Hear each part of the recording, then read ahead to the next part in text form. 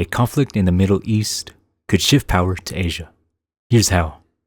Right now, tensions between the US and Iran are escalating.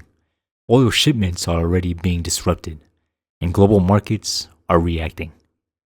But the real story isn't just war, it's what this does to the global system. There's one critical location you need to understand: the Strait of Hormuz.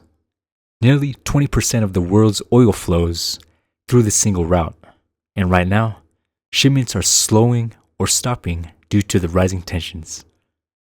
If this route gets disrupted, energy prices surges. When oil prices rise, everything becomes expensive: shipping, manufacturing, supply chains. Even a small disruption can push oil prices higher and shake global markets. This isn't just a regional conflict, it's a global economic shock.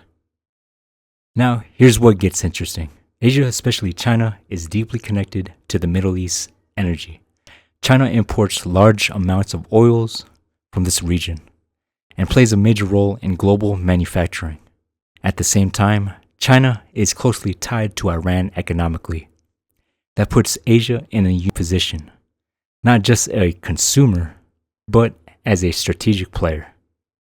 As the US focuses on conflict, Asia focuses on trade, energy, and manufacturing. Supply chains don't stop, they shift. And in times of disruption, regions that can adapt the fastest gain the most power. This isn't just a conflict, it's a shift in global power. And Asia is right at the center of it.